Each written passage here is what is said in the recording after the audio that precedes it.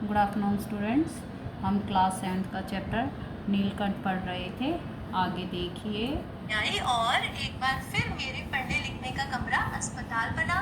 पंजों की मरहम पट्टी और देखभाल करने के बाद वह महीने भर में अच्छी हो गई। उंगलियां वैसी ही टेढ़ी मेढ़ी रही, परंतु वह ठूठ जैसे पंजों पर डगमगाती हुई चलने लगी। तब उसे जाली घर में पहुंचाया गया और नाम रखा गया कुब्जा।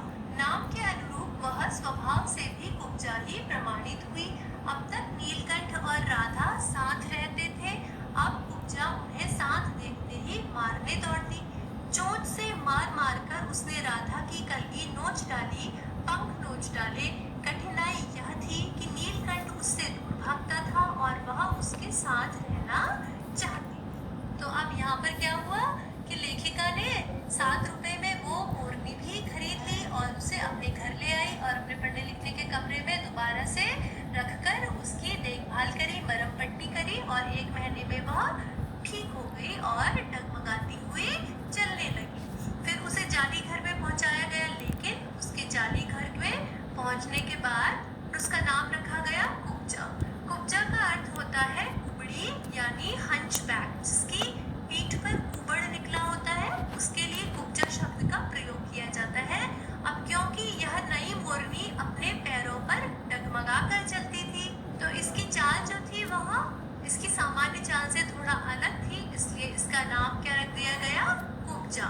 तो जब उसे जाली घर में पहुंचाया गया तो वह अपने नाम के अनुरूप भी कुब्जा ही प्रमाणित हुई। यानी लेखिका कहती है कि जैसे रामायण में मंथरा जो थी वो कैकेयी की दासी थी, कुबड़ी थी और उन्होंने अपने ईर्ष्यालु स्वभाव के कारण राम जी के प्रति अपना बुरा व्यवहार प्रदर्शित किया था। उसी प्रकार कुब्जा भी जो थी, यानी कुब्जा नाम की ये जो मोरनी थी, ये भी बहुत अधिक ईर्ष्यालु थी, क्योंकि ये क्या करती थी, नीलकंठ और राधा को कभी एक साथ नहीं रहने देती थी। अभी तक क्या होता था, कुब्जा के आने से पहले नीलकंठ और राधा एक दूसरे से बहुत प्रेम करते थे और एक साथ रहते थे, लेकिन कुब्जा अब उन्हें साथ देखती तो मारने दौड़ती। चोंच से मार मार कर उसने राधा की कलगी नोच डाली और उसके पंख भी नोच डाले।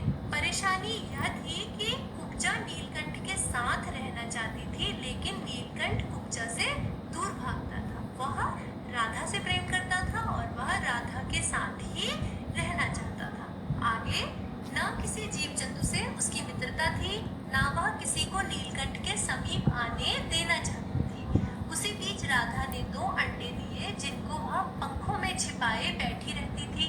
पता चलते ही कुब्जा ने चोंच मार मार कर राधा को ढकेल दिया और फिर अंडे फोड़कर ठूंठ जैसे पैरों से सब ओर छितरा दिए। तो फिर क्या हुआ, आगे कुब्जा के बारे में ही बात करी गई है कि कुब्जा कैसी थी। उसकी किसी भी जीव जंतु से मित्रता नहीं थी। कुब्जा के स्वभाव का वर्णन किया गया है और वह किसी को भी नीलकंठ के आसपास आने नहीं देती थी। राधा ने 2 अंडे दिए, लेकिन उसने राधा के दोनों अंडों को भी फोड़ दिया।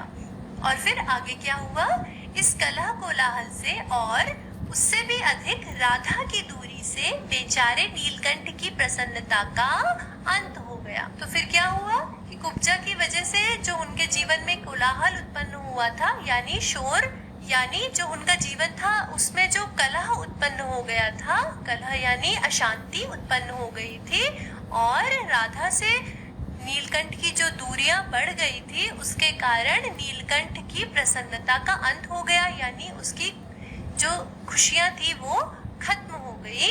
फिर क्या हुआ, कई बार वह जाली के घर से निकल भागा।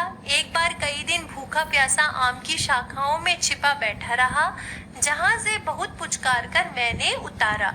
एक बार मेरी खिड़की के शेड पर छिपा रहा। तो लेखिका आगे क्या लिखती है कि इस प्रकार नीलकंठ के जीवन में जो अशांति उत्पन्न हो गई थी, उसके कारण वह परेशान रहने लगा।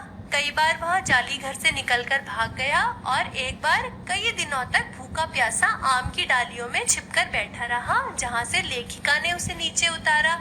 इसी प्रकार एक बार वह उनकी खिड़की की शेड पर आकर छिप गया। मेरे दाना देते जाने पर वह सदा की भांति पंखों को मंडलाकार बनाकर खड़ा हो जाता था, पर उसकी चाल में थकावट और आंखों में एक शून्यता रहती थी। अपनी अनुभवहीनता के कारण ही मैं आशा करती रही कि थोड़े दिनों बाद सब में मेल हो जाएगा। लेखिका आगे क्या लिखती है कि वह जब नीलकंठ को दाना देती तो वह पहले की ही तरह अपने पंखों को गोल बनाकर खड़ा हो जाता था, लेकिन उसकी चाल में अब एक प्रकार की थकावट दिखाई देती थी और आंखों में शून्यता यानी आंखों में अकेलापन दिखाई देता था। लेकिन क्योंकि लेखिका को जानवरों के इस प्रकार के व्यवहार से जुड़ा कोई पुराना अनुभव नहीं था, तो वे इस बात को नहीं समझ पाई और उन्हें यह लगा कि थोड़े दिनों में तीनों एक दूसरे के साथ दोस्ती कर लेंगे और साथ में रहने लगेंगे। फिर क्या हुआ? अंत में 3-4 मास के उपरांत एक दिन सवेरे जाकर देखा कि नीलकंठ पूंछ पंख फैलाए धरती पर उसी प्रकार बैठा हुआ है जैसे खरगोश के बच्चों को पंखों में छिपाकर बैठता था। मेरे पुकारने पर भी उसके न उठने पर संदेह हुआ।